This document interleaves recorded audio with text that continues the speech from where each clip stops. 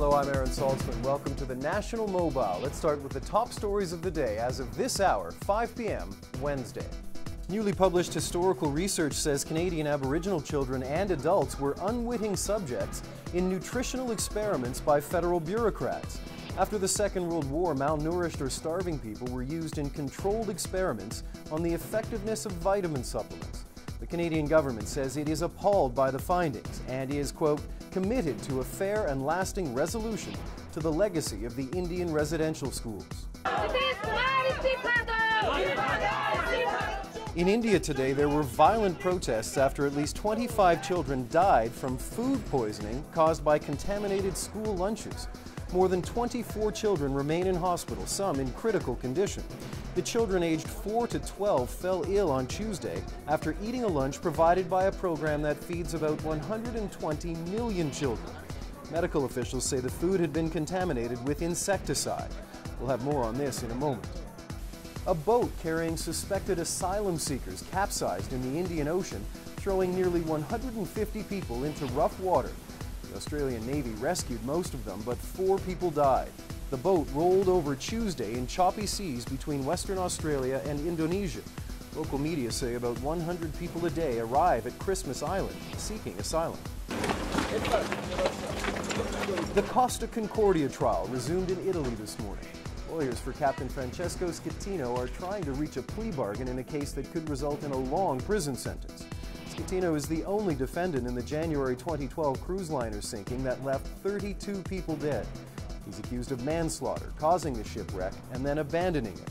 The stricken liner remains off the coast of Italy, awaiting a costly removal. The Bank of Canada announced today it will hold its interest rate at 1%, the same level it's been at for almost 3 years. This is the first policy decision announced by Stephen Poloz since he replaced Mark Carney as bank governor in June. Canada's central bank hasn't moved its benchmark lending rate since September 2010, and its next policy decision is scheduled for this September. Now back to India and the angry protests as families mourn the 25 children poisoned by their school lunches. Chris Brown has more.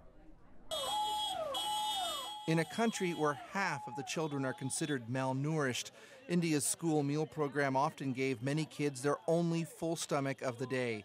But in the eastern state of Bihar, more than 24 are dead and many others terribly sick after being fed something poisonous. This father says his son returned home from school vomiting and grasping his stomach in pain. Very saddened to know about yesterday's incident where food poisoning has taken place. The kids apparently had just eaten a meal of rice, dal, and soya beans. One of the women who cooked the meal is dead too. Another who survived blamed the cooking oil. When I saw the oil, she said it looked like it had a layer at the bottom of the jar. One report suggests the headmistress, who has since fled, told her to use it anyway. India's school meal program is the largest in the world, feeding 120 million elementary school children every day. In the past, though, there have been problems with substandard ingredients, says this Canadian whose nonprofit group has worked to improve nutrition standards. Linked to the larger issues in India of poverty and undernutrition, and I think also related to the fact that nutrition hasn't been given the priority that it really deserves. Angry families and protesters trashed the offices of the government agency responsible for the meal program and called for the food suppliers to be arrested. There's also anger over what families say was a slow response. As children began falling ill, in some cases, they may have had to wait 15 hours for treatment. Families of those who died have been promised compensation, the equivalent of $3,400 per child. Chris Brown, CBC News, Vancouver. Canada has lost a remarkable painter. Alex Colville was one of Canada's most popular modern artists.